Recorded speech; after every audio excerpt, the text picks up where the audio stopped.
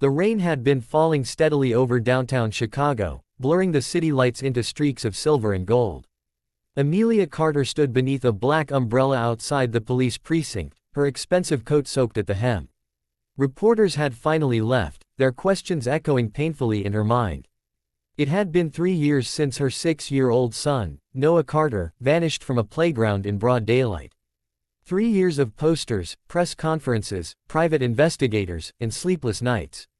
Amelia was a self-made millionaire, admired for her strength, but tonight she felt smaller than she ever had before. Inside the precinct, the walls were lined with faded missing person flyers, each one a quiet scream frozen in time. Amelia stared at Noah's photo taped behind the front desk. His bright smile felt like a knife to her chest. She had built companies, negotiated billion-dollar deals, and commanded boardrooms, yet none of that power could bring her child home. Just as she turned to leave, her heels clicking sharply against the floor, a soft voice stopped her.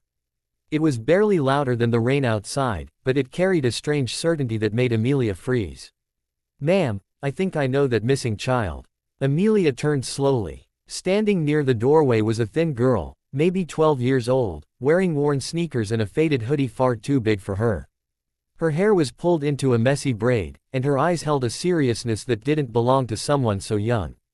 A police officer frowned, ready to dismiss her, but Amelia stepped forward instinctively.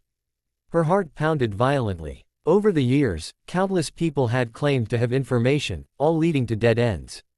Still, something about this girl felt different, quiet, steady, unafraid.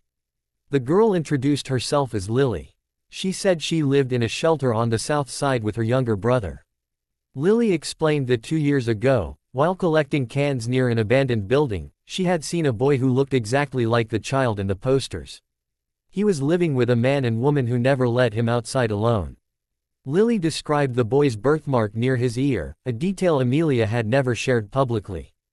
The room went silent. Amelia's knees weakened, and she grabbed the back of a chair to steady herself, tears filling her eyes before she could stop them. The police immediately took Lily's statement seriously. Amelia insisted on staying, listening to every word. Lily explained that the boy was called Evan, but he never responded naturally to the name. Sometimes, she said, she heard him crying at night through broken windows. Lily had wanted to help earlier, but fear kept her silent. She had been moved between shelters, surviving day to day. When she saw the news again that morning, another anniversary, another interview, something inside her refused to stay quiet. She followed Amelia to the station, heart racing.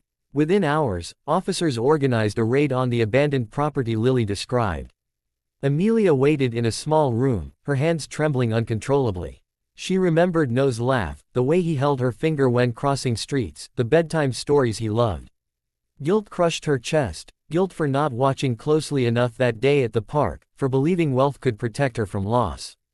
When the door finally opened, a detective stepped in slowly.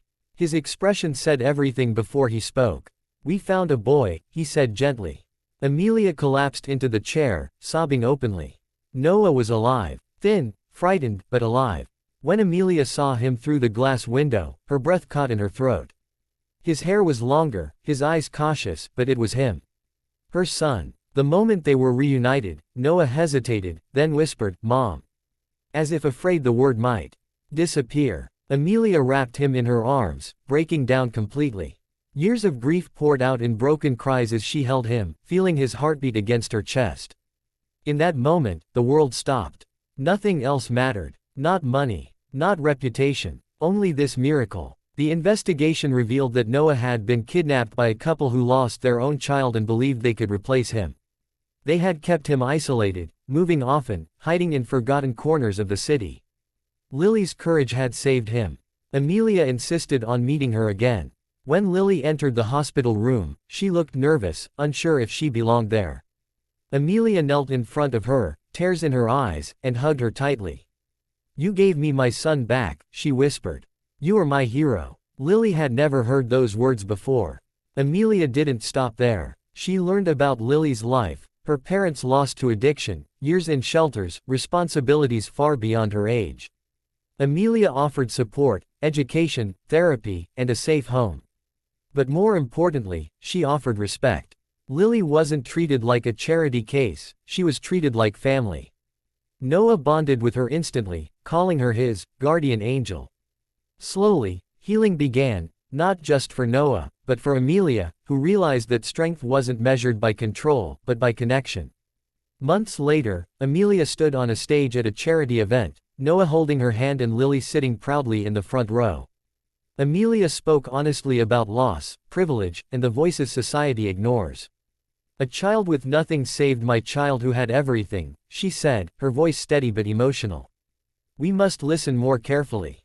Hope often whispers." The audience rose in a standing ovation, but Amelia's eyes were fixed only on Lily, who smiled shyly, finally seen.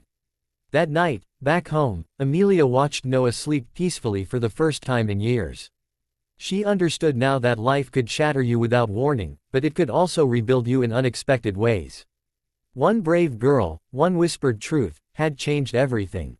And as the city lights glowed outside, Amelia promised herself that no child's voice, no matter how small, would ever be ignored again.